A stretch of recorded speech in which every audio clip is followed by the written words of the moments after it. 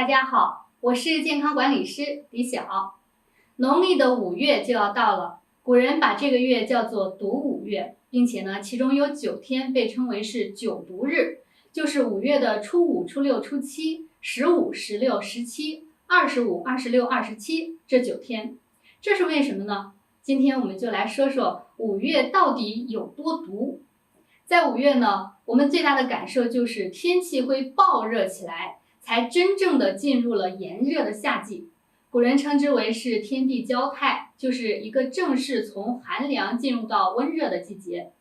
在中医的理论当中呢，热带来的多数是病邪，属于毒。那么人在这个时候就容易生病。同时呢，5月各种毒虫子也出来了。比如说以蛇、蜈蚣、蝎子、蟾蜍、壁虎这5大毒虫为代表的5毒，那么可能会跑到房间的角落里传播病气，影响人的健康。所以呢，这个月被叫做是毒5月。那么毒5月它到底毒在哪里呢？第一个是津液亏虚，容易导致梗塞。夏天是脑梗和心梗的高发时期，平时如果有高血脂、高血压的问题，那么这些人群很容易在此时再发病。因为突然升高的气温会导致人体水分散失，津液不足，就会使得气血运行变得瘀滞。那平时身体本来就有一些阴虚的人呢，就会经常觉得面部潮红皮肤发烫、出虚汗。第二个就是脾胃虚弱，容易导致腹泻。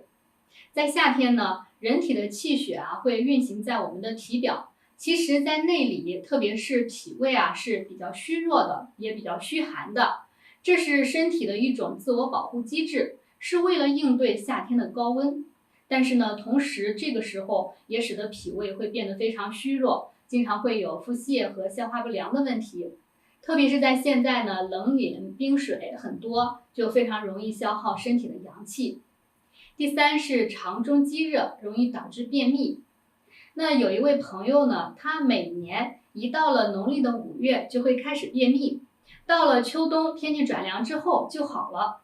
后来才发现呢，他到了夏天就必须要吃烧烤，喜欢吃辣椒，再喝一些冷饮，觉得很开胃很过瘾。但是呢，这些热性的食物如果留在肠道内，我们前面也说了，肠道在这个时候其实气血它是减弱的，无力运化，那么再加上津液的流失，就非常容易出现便秘。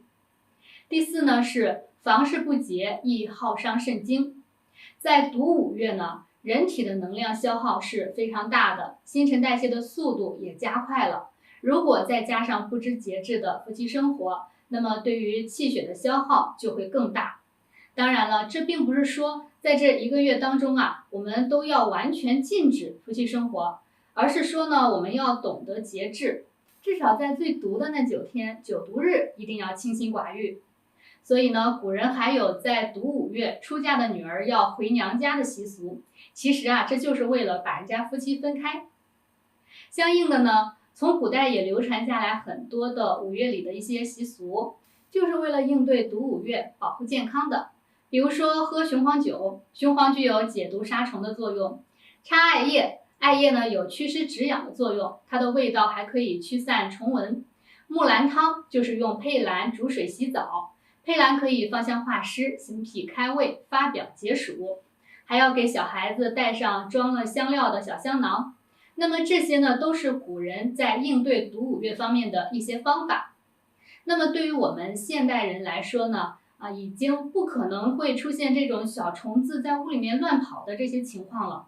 那么我们在这个月应该注意什么呢？第一个就是不熬夜，熬夜的危害呢不用说了，那大家都知道。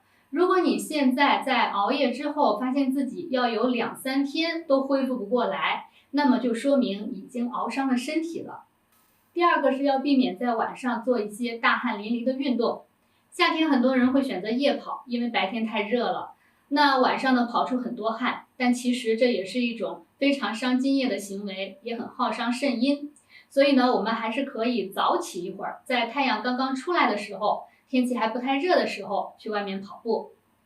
第3呢是要清心寡欲，这里呢不仅是指房事要有节制，也是指我们要保持一种平和的心态，不要动不动就发怒。夏天呢，人本来就很容易火气大，心火就很旺，但是呢，发怒伤肝也伤身体。第四是要吃点简单和清淡的食物。天一热，没有食欲了，没有胃口了，就想吃一点重口味的，酸的、辣的、冰的。但是呢，我们的脾胃是承受不了的。上面说过了，夏天的脾胃啊是比较虚弱的，这样的做法非常的伤脾胃，而且过多的盐呢，它也是伤肾的。在夏天，我们可以多吃一些青菜水果，补充一下身体的津液。所以呢，在农历的5月，的确是要注意自己的身体健康的，但是呢，也没有那么的神秘或者说可怕。我们做好防范，掌握了其中的规律，那就可以安心的应对即将到来的炎夏了。